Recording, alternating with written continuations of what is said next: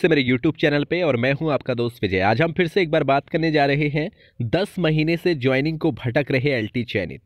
आप सभी को पता है कि उत्तराखंड सहायक अध्यापक एलटी की परीक्षा 8 अगस्त 2021 को हुई थी और इसका परीक्षा परिणाम 31 दिसंबर 2021 को हो चुका है आया था। और वर्तमान में इस वक्त आप देख रहे हैं कि लगभग दिसंबर मंथ आने वाला है, यानी 11 महीने लगभग पूर्ण होने वाले हैं, क्योंकि नवंबर की भी आज 26 तारीख है।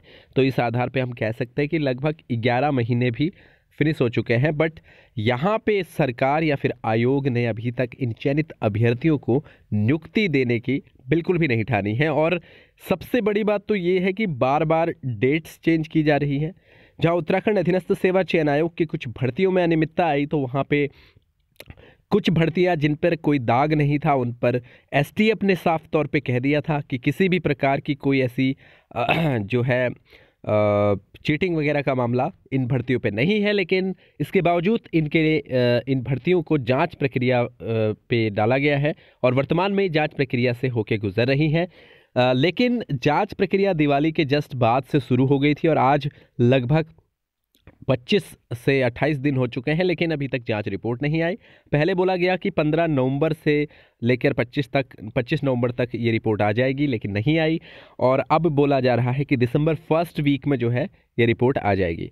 अब चलिए, इतना इंतज़ार किया है तो थोड़ा और सही, लेकिन ये तारीख आगे और ना बदले, यही सभी की कामना है। क्योंकि अगर तारीखें इस तरह से बदलती रहेंगी तो चयनित जो अभ्यर्थी हैं उनकी जो वर्तमान स्थिति है वो बहुत ही दयनीय स्थिति हो चुकी है। आए दिन सड़कों पर भटकते हुए बेरोजगारों की तरह इन चयनित अभ्यर्थियों को विभिन्न प्रकार के प्रदर्शनों को अंजाम देना पड़ रहा है, जिसके लिए सरकार जिम्मेदार है। कई बार मंत्रियों से और जो भी मुख्य आला अधिकारी है उनसे मुलाकात भी अभ्यर्थी कर चुके हैं, लेकिन इनकी सुन कौन रहा है? कोई भी नहीं। क्योंकि सभी का कहना तो ये है कि बहुत जल्दी आपका जो है ये हो जाएगा, नियुक्ति हो जाएगी, लेकिन होती नहीं है।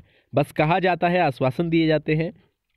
और सबसे बड़ी बात की कि जांच प्रक्रिया में सबसे पहले उस भर्ती को डाला क्यों गया जिसमें एसटीएफ साफ तौर पे कह चुकी थी। और अगर डाला गया तो लगभग सही समय पे कम से कम एक 2 साप्ताहिक एक जांच होती और उस पर शीघ्रता लाई जाती, क्योंकि नियुक्ति से संबंधित ये मामले चयनित अभ्यर्थियों की मनोदशा को समझ के इन सब प्रक्रियाओं में समय को लगाना चाहिए। क्योंकि समय की बहुत बड़ी कद्र होती है, किसी के जीवन में अहमियत होती है।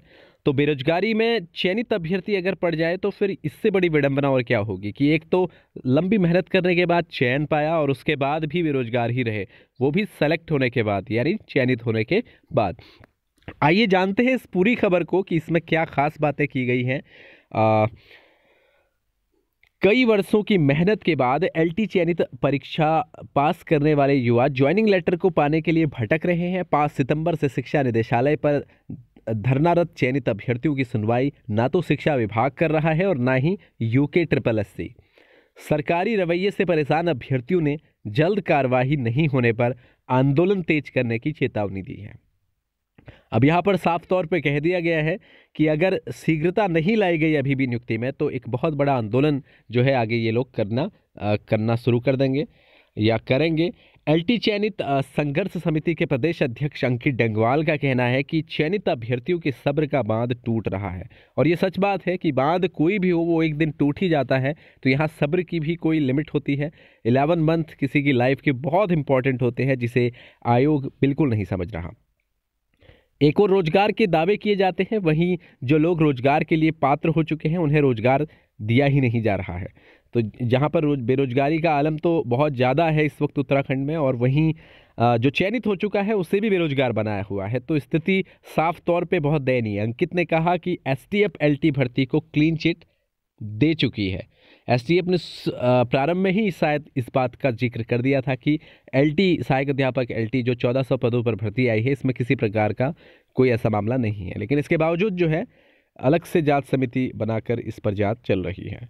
अब UKSSC अपने स्तर से जांच कर रहा है। पहले जांच रिपोर्ट 15 नवंबर तक देने की बात थी, फिर 25 नवंबर कर दिया। अब कहा जा रहा है कि 5 दिसंबर तक रिपोर्ट आएगी। तो यानी यहाँ पर लगातार तारीख पे तारीख ही दी जा रही है, लेकिन फैसला नहीं आ रहा है। अब पूरा मामला ये है कि एलटी शिक्षक के 1431 से ज़्यादा पदों पर शिक्षा विभाग ने अक्टूबर 2020 में विज्ञप्ति जारी की थी। UKSSC ने इसकी परीक्षा कराने के बाद दिसंबर 2021 में जारी किया इसका परीक्षा परिणाम। 28 जुलाई 2022 तक 800 पदों पर चयनितों के दस्तावेज और सत्यापन की कार्रवाई पूरी हो चुकी है। यानी डॉक्यूमेंट वेरिफिकेशन भी इन लोगों का पूरा हो चुका है, लगभग 800 अभ्यर्थियों का। कुछ मामले कोर्ट में लंबित हैं, पर तब से ज्वाइनिंग नहीं मिली। सूत्रों ने बताया कि कुछ माह बाद ही यूके SSSC का पेपर घपला सामने आ गया।